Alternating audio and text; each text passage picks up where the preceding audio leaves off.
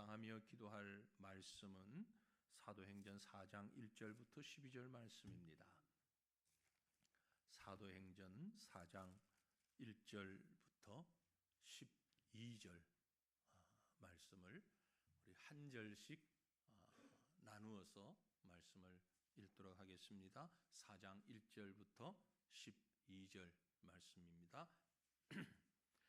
사도들이 백성에게 말할 때에 제사장들과 성전 맡은 자와 사두개인들이 이르러 예수 안에 죽은 자의 부활이 있다고 백성을 가르치고 전함을 싫어하여 그들을 잡음에 날이 이미 저물었으므로 이튿날까지 가두었으나 말씀을 들은 사람 중에 믿는 자가 많으니 남자의 수가 약 5천이나 되었더라. 이튿날 관리들과 장로들과 서기관들이 예루살렘에 모였는데 대제사장 안나스와 가야바와 요한과 알렉산드와 및 대제사장의 문중이 다 참여하여 사도들을 세우고 가운데 세우고 묻되 너희가 무슨 권세와 누구의 이름으로 이 일을 행하였느냐? 이에 베드로가 성령이 충만하여 이르되 백성의 관리들과 장로들아 만일 병자에게 행한 착한 일에 대하여 이 사람이 어떻게 구원을 받았느냐고 오늘 우리에게 질문한다면 너희와 모든 이스라엘 백성들은 알라. 너희가 십자가에 못 박고 하나님이 죽은 자 가운데서 살리신 나사렛 예수 그리스도의 이름으로 이 사람이 건강하게 되어 너희 앞에 섰느니라. 이 예수는 너희 건축자들의 버린 돌로서 집 모퉁이의 머릿돌이 되었느니라. 다른 이로서는 구원을 받을 수 없나니 천하 사람 중에 구원을 받을 만한 다른 이름을 우리에게 주신 일이 없음이라 하였더라. 아멘. 이 저녁에 나오신 여러분 가운데 혹시 교회가 부흥하고 성장하는 게 싫으신 분 있으면 한번 손들어 보시길 바랍니다. 나 우리 교회가 커지는 게 싫어. 부흥하는 거 싫어. 그런 분. 실제 그런 분이 있더라고요. 있어요. 전 봤어요. 우리 교회 말고 다른 교회에서. 우리 교회 커지는 거 싫습니다. 우리 교회는 지금 딱 좋아요. 딱 좋아요. 아니 좀 더 적었으면 좋겠어요. 사람들. 너무 많은 거 싫어요. 물론 그 말의 의미가 좀 다를 수는 있죠. 너무 크니까 누구가 누군지도 모르고 그래서 좋지 않습니다. 이런 의미가 충분히 서며 있는 걸로 알고 있습니다만은 그런 의미가 아니고 정말 우리는 부흥하는 거 싫습니다. 성장하는 거 싫습니다. 그런 사람 없기를 바랍니다. 없지요? 물론 물량주의 또 세상주의 그런 의미의 부흥은 원치 않습니다. 저도 원치 않습니다. 교회 부흥은 여러분 뭘 가지고 부흥이라고 말할 수 있습니까? 보통 우리는 숫자가 많아지는 걸 교회 부흥이라고 생각합니다. 그죠? 예배 시간에 100명 모이는 것보다 500명 모이면 부흥한 것이고 500명 모이다가 5,000명 모이면 더 부흥한 것이죠. 사람이 많이 모이니까 재정도 많아지겠죠. 그 부흥이다. 그게 과연 부흥일까요? 그래서 부흥이라는 말보다 좀 더 정확한 말을 한다면 성장이라는 말을 하고 싶습니다. 여러분, 교회가 성장하기를 원합니다. 성장은 단순한 숫자만을 의미하지 않습니다. 숫자가 성장일 수도 있죠. 하지만 꼭 숫자만을 의미하지 않습니다. 자, 우리 육신하고는 다릅니다. 근데 육신을 보세요. 나이가 들면 여기 연세 드신 분들 많이 계십니다만 원튼 원치 아니하든 어때요? 큽니까? 작아집니까? 저도 벌써 1cm 적어요. 옛날에 클 때보다. 많이 클 때보다 지금 키가 1cm 정도 줄었어요. 그렇게 처량하고 불쌍한 눈으로 보지 마시고 여러분도 그래요. 아닌 것처럼 보통 26살 여자가 26, 남자는 조금 더 일찍 그게 넘었으면요 신체는 다 줄기 마련이래요. 줄어요. 그러니까 성장한다는 것이 꼭 키만을 의미하는 건 아니잖아요. 그죠? 교회가 성장하는 게 숫자만을 의미하지 않습니다. 교회는, 성도는 생명입니다. 그죠? 생명, 나눔, 비전. 우리는 생명이에요. 생명체는 좋은 모양이든 나쁜 모양이든 변하기 마련입니다. 가만히 있으면 생명이 아니죠. 식물도 살아있는 건 변합니다. 크기가 변하고 잎이 떨어지고 새잎이 나기도 하고 변하죠. 동물은 마찬가지고요. 교회도 생명입니다. 그러니까 우리는 성장해야 돼요. 외형적인 게 아니라 내면이 성장해야 됩니다. 자, 우리 가운데는 많이 성장한 분들도 있고 적게 성장한 분들도 있는데 우리 모두는 지금 성장 중에 있습니다. 그럼 교회는, 성도는 어디까지 어느 만큼 성장해야 될까요? 성장의 맨 마지막 맥시멈 선이 어디입니까? 어느 만큼 성장해야 돼요? 성경이 우리에게 가르쳐주고 있어요. 뭐라고요? 레위기 11장 45절 말씀. 레위기 11장 45절 말씀. 나는 너희의 하나님이니 되려고 너희를 애굽 땅에서 인도해낸 여호와라. 그리고 뭐라고 하셨어요? 내가 거룩하니 너희도 거룩할지어라. 하나님이 말씀하셨어요. 내가 거룩하니 너희도 거룩하라. 우리의 성장이 어디까지? 하나님이 거룩하신 만큼 거룩해지는 것. 그게 우리의 마지막 목표점이에요. 예수님처럼 같은 말이죠. 네, 하나님의 거룩하심처럼. 자, 여러분, 우리가 성도잖아요. 거룩한 백성이잖아요. 그죠? 성도, 거룩할 성자, 거룩한 백성입니다. 거룩한 사람들. 우리가 어느 정도 성장해야 됩니까? 내가 80년 예수 믿었습니다. 이만하면 됐습니까? 아니요. 우리의 마지막 목표는 하나님의 거룩하심. 그게 우리의 목표예요. 하나님이 거룩하신 것처럼 너희도 거룩할지라. 우리 성장은 그까지 과연 이룰 수 있을까요? 이 땅에서 이룰 수 없다 할지라도 우리의 목표는 그만큼이에요. 그럼 그런 성도들이 모여 있는 곳을 교회라고 하는데, 교회가 어디만큼 성장해야 되느냐? 하나님의 거룩하신 만큼 성장해야 되는 거예요. 자, 우리 교회는 이제 이 예배당이 꽉 찼으니까 그만 성장해도 된다. No, 아니에요. 숫자가 문제가 아닙니다. 하나님 앞에서 우리의 믿음이, 우리의 인격이, 우리의 신앙이 그만큼 성장해 가야 할 것입니다.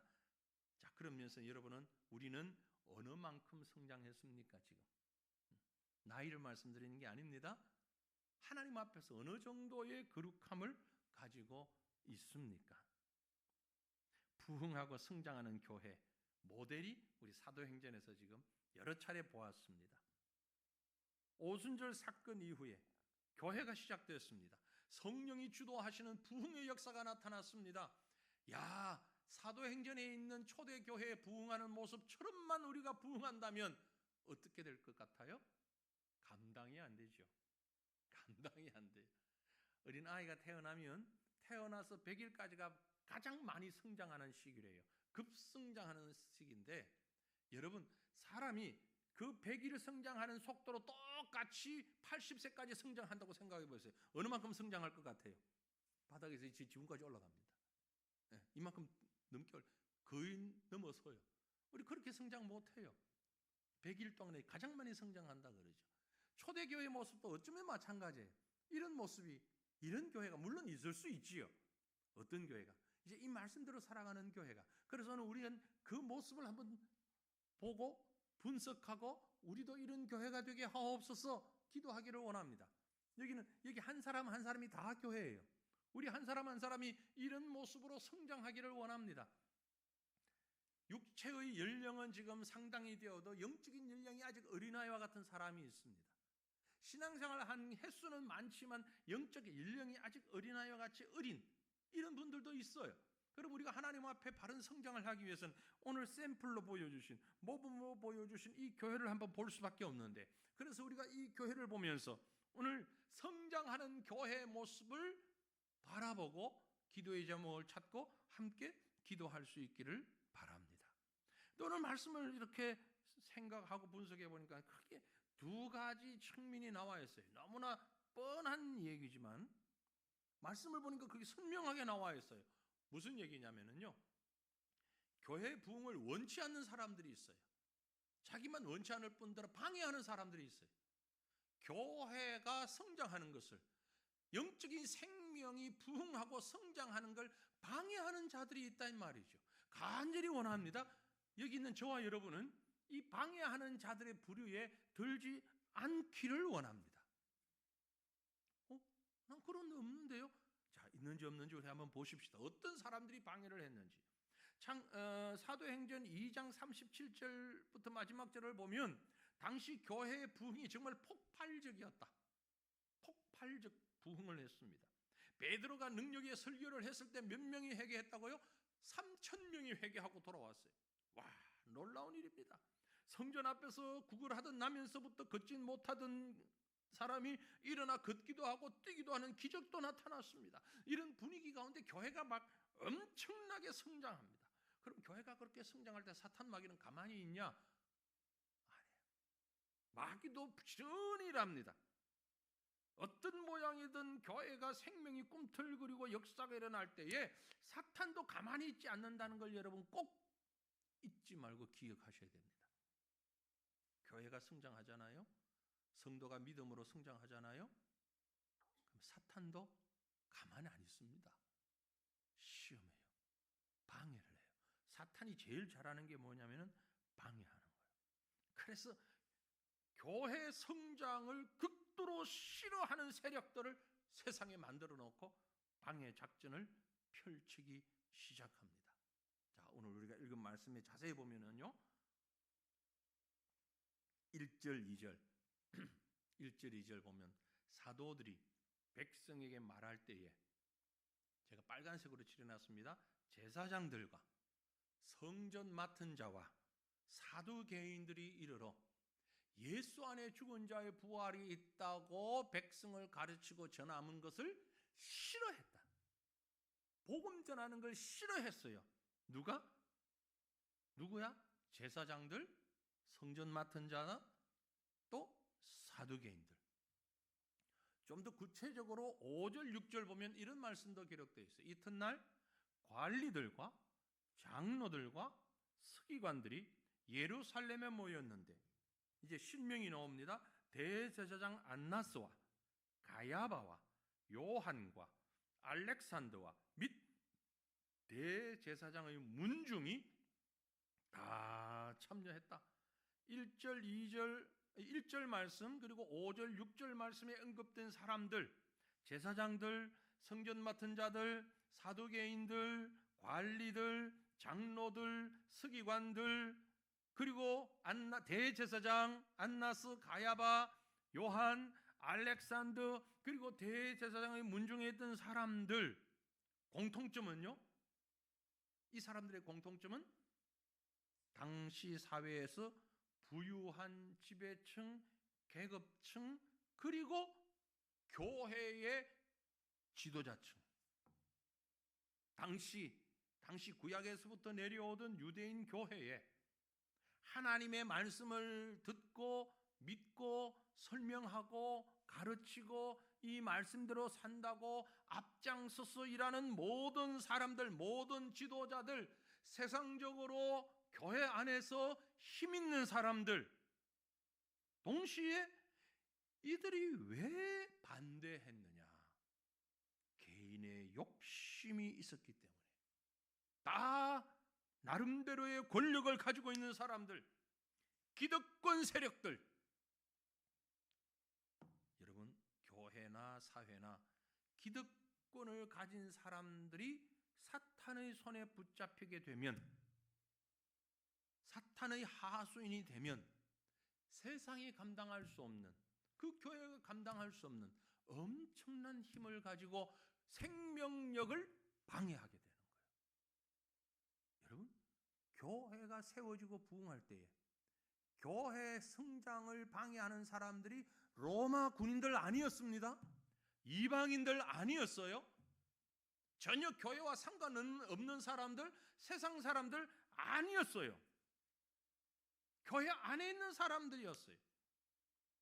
사도들이 전한 말씀을 계속 전파되어지는 것을 싫어했습니다. 사도들이 전한 말씀이 어떤 말씀이었는가 하니 예수 안에 죽은 자의 부활, 다시 말해서 예수를 믿고 죽은 자들의 부활을 말하는 것은 복음을 믿는 사람들에게 너무나 당연한 복음의 가장 기본적인 것인데 이것 말하는 것을 싫어하고 반대했다 이 말이에요.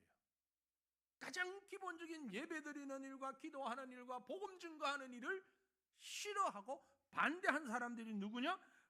가장 앞장서서 그 일을 해야 할 사람들이었다. 그들은 베드로와 사도들의 증언을 비성경적인 교리고 잘못된 설교라고 잘못된 가르침이라고 격화시켰던 것입니다. 왜요? 이미 자기들 가지고 있는 기득권 때문에 그랬던 거죠. 제사장들, 성전 맡은 자들, 사두개인들, 이 영적 지도자들이에요. 6절에 안나스, 가야바, 이들은 예수님을 십자가에 못 박은 장본인들입니다. 성전 맡은 자라는 게 누구냐면은 표면적으로 성전 경비대장이라고 볼 수 있는데 성전 안에서 여러 그룹이 나와 있어요. 그룹이 있었어요. 요즘 우리 교회 안에 재직회 조직이 있는 것처럼 성전 안에 막 그 유사하지만 훨씬 크게 여러 조직들이 있는데 그 전체 조직을 관장하는 그런 사람. 그러니까 대제사장 바로 다음 서열 2위 이 성전 맡은 자야. 바로 그런 자를 말하는 겁니다.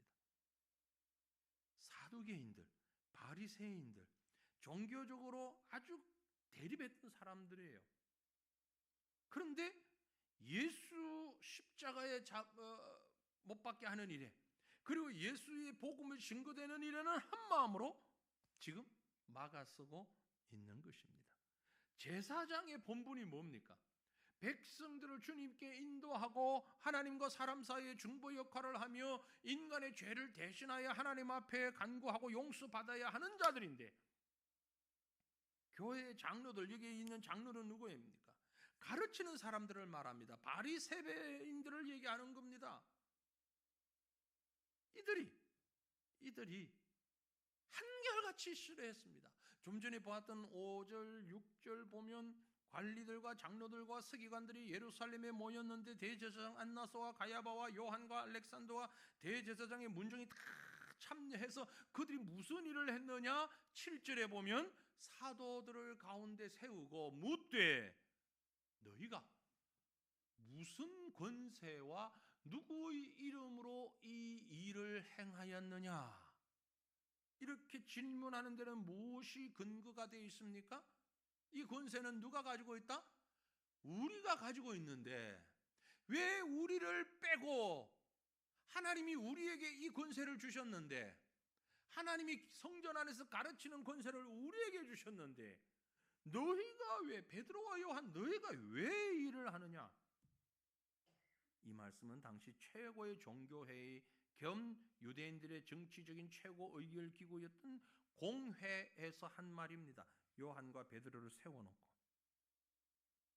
예수님을 죽이는데 평소에는 원수였던 헤롯과 빌라도가 친구가 되고 아주 적대감을 가지고 서로 비판했던 바리새인과 사두개인이 하나가 되고 그래서 십자가 사건을 벌였는데 지금 여기 사도들이 그 예수의 이름을 증거하고 있으니 이제 이들을 원수 삼아 같이 모여 같은 목적으로 누가 이 권세를 줬느냐 얘기하고 있는 거죠.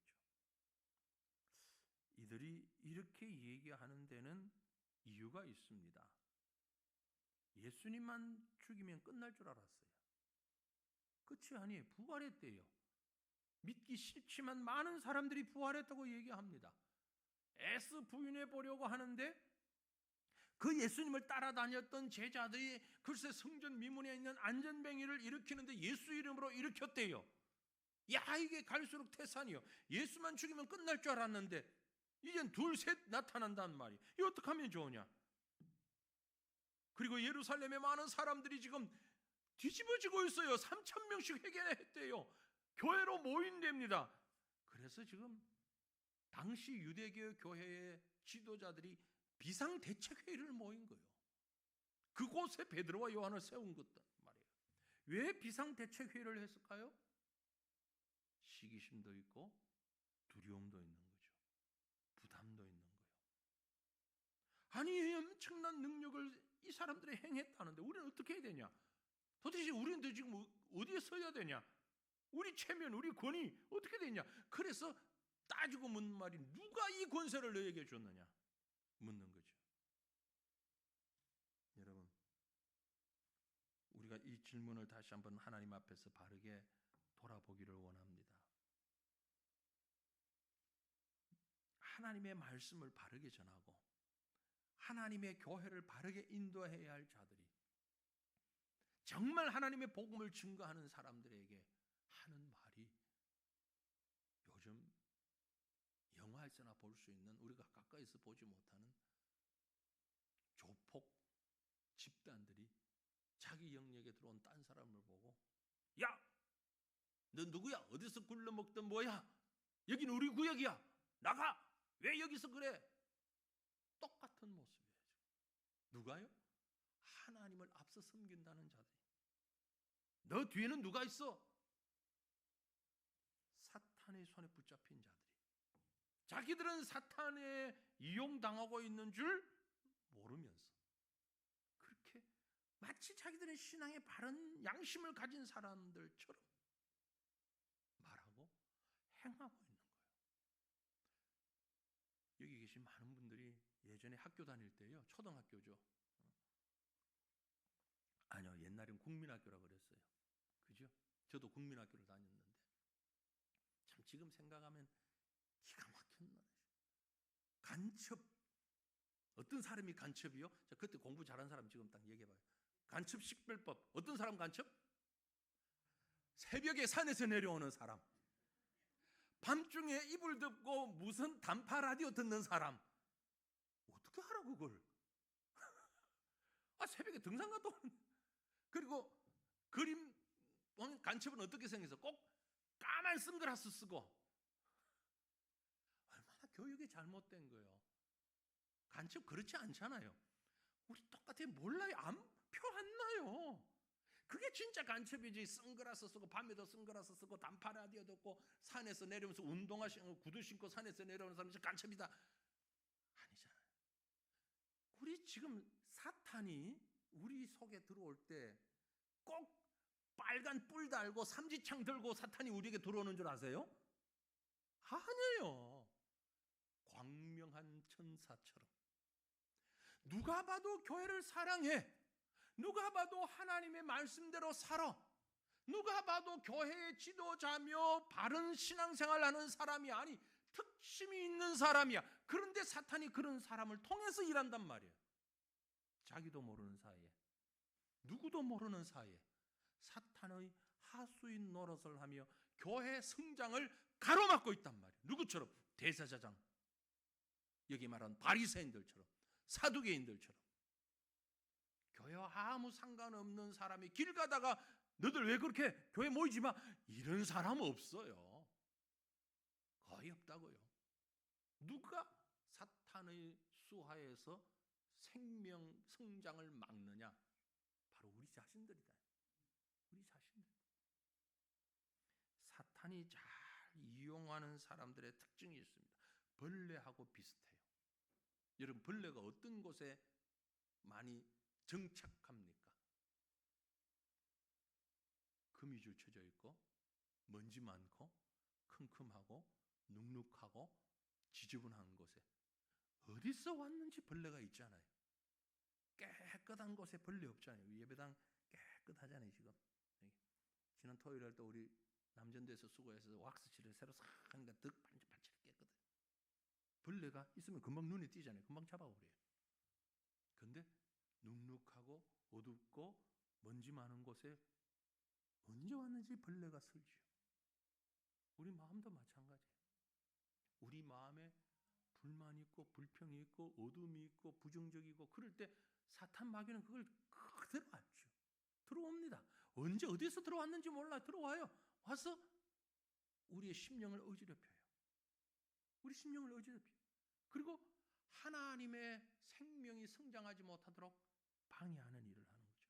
유대의 종교 지도자들, 그들이 교만하였고 그들이 하나님의 말씀대로 살지 못하였고 그들에게 있어서 교회는 자신의 이익을 추구하는 장소였고 사탄이 놀기 얼마 좋습니까? 사탄의 놀이터를 만들어 놓은 거죠. 여러분, 우리도 마찬가지입니다. 저도 마찬가지, 우리 모두가 마찬가지예요. 사탄의 놀이터로 우리 심령을 만들지 마시길 바랍니다. 우리 심령을 사탄의 놀이터로 만들지 말자고요. 그러면 교회 성장을 막는데 일조하게 됩니다. 자, 본문으로 들어가면 반대로 생명 성장을 이끄는 사람들이 있어요. 어떤 사람들이었습니까? 복음을 방해하는 악한 세력의 힘은 무한하지 않습니다. 한계가 있어요.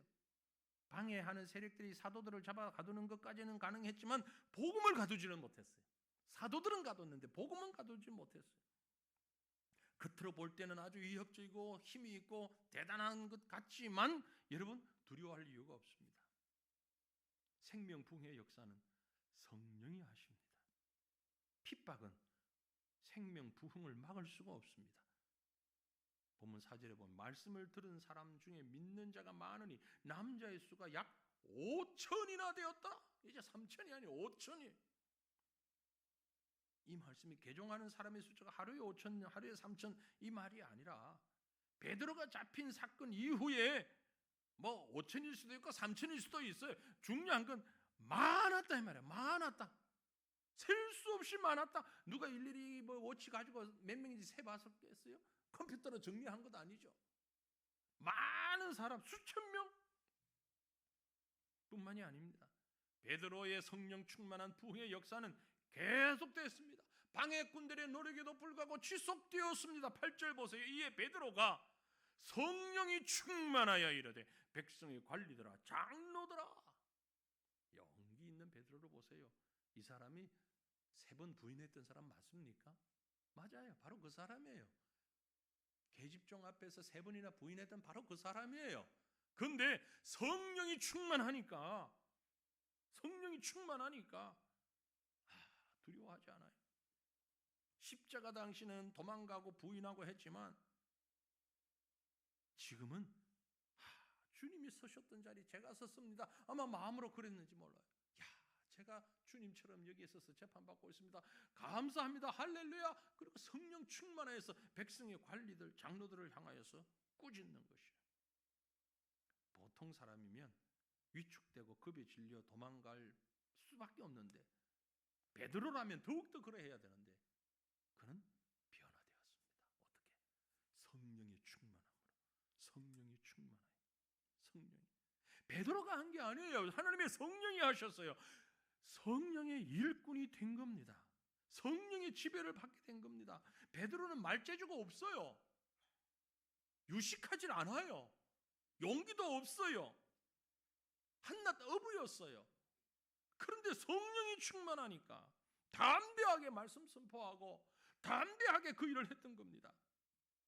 여러분, 예수님이 이미 오래전에 이 말씀 하셨어요. 제자들에게. 그런데 베드로 잊어버리고 있었어요. 아마 이 순간 그날 밤에 베드로의 머릿속에 예전에 예수님이 하셨던 말씀이 그대로 떠올랐을 거예요. 생각났을 거예요. 어떤 말씀요? 마태복음 10장 19절 20절 말씀이죠. 너희를 넘겨줄 때에 어떻게 또는 무엇을 말할까 염려하지 말라. 그때에 너희에게 할 말을 주시리니 말하는 이는 너희가 아니라 너희 속에서 말씀하시는 이 곧 너희 아버지의 성령이시라. 너희들이 말하는 거 아니야. 걱정하지 마. 염려하지 마. 그때가 되면 할 말을 주시는데 누가 하냐? 성령이 하신다. 그대로 베드로에게 지금 일어났습니다. 베드로에게 이 말씀 그대로 지금 나타나고 있어요. 당시 종교 지도자들의 시기심, 분노, 두려움 가득했지만 베드로는 담대하게 했어요. 여러분, 이런 성령 충만의 역사가 우리에게도 있기를 원합니다. 지금 바깥에 나가서 복음 전하면 사람들이 얼마나 말 잘하는 사람도 많고 얼마나 대단한 사람들이 많은지 내가 전하는 복음 들을까? 우리 윗집에 누가 이사 왔는데 박사래. 박사가 심지어 학위가 2개나 있는 사람이래. 미국에서 온 박사래. 근데 내가 예수님이라고 얘기하면 나 같은 사람 말을 들을까? 나는 그런 말 주변도 없고 가진 것도 없는데 저 사람은 지금 재산이 얼마나 있는데 나는 이 집에 겨우겨우 월세 내고 있는데 내 말 들을까? 걱정하지 말라는 거예요. 내가 말하는 게 아니고 성령이 말하게 하신다. 성령이 하신다. 10절에 보면은요 이런 말씀합니다. 너희와 모든 이스라엘 백성들은 알라. 너희가 십자가에 못 박고 하나님이 죽은 자 가운데서 살리신 나사렛 예수 그리스도의 이름으로 이 사람이 건강하게 되어 너희 앞에 섰다. 와, 웬만한 강심장 아니면 할 수 없는 말. 이 베드로가 한 말인데 베드로의 말이 아니에요. 성령이 그 말을 주신 거예요. 에? 보세요. 너희가 십자가에 못 박은 바로 그 사람, 그 나사렛 예수 그리스도의 이름으로 이 사람이 일어났다. 이 사람들이 예수님 십자가에 못 박을 때 자기는 도망갔잖아요. 너무 겁이 나가지고 너무 두려워서 부인했잖아요. 그러나 이제 사람이 바뀌어버렸어요. 바뀌니까 직접 직설법으로 뭐 돌려 말하지 않아요. 너희들이 죽였지 않냐 예수님. 너희들이 죽였잖아. 그 예수님이 다시 살아나셔서 지금 역사하신 거야. 여러분 이렇게 노골적이고 직설적으로 말할 수 있어요? 두려움이 요것만큼이라도 있는 사람은 할 수 없는 말이에요. 그러니 지금 이 사람이 일어난 기적 내가 아니야. 예수님이 하신 거야. 그리고는 그 다음에 이 말로 끝나지 않아요. 11절 12절에 뭐라고 합니까? 이 예수는 너희 건축자들이 버린 돌로서 집 모퉁이의 머릿돌이 됐다. 너희들이 버렸지? 너희들이 죽였지? 아무 쓸모없다고 던져버렸지? 그러나 그 돌이 바로 머릿돌, 가장 중요한 돌이 된 거야. 다른 이로서는 구원받을 수 없어. 율법으로도 안 되고 너희가 얘기하는 그 어떤 것도 안 돼. 다른 이로서는 구원받을 방법이 없어. 천하 사람 중에 구원을 받을 만한 다른 이름을 우리에게 주신 일이 없어. 오직 예수 그리스도를 믿어야만 구원받을 수 있어.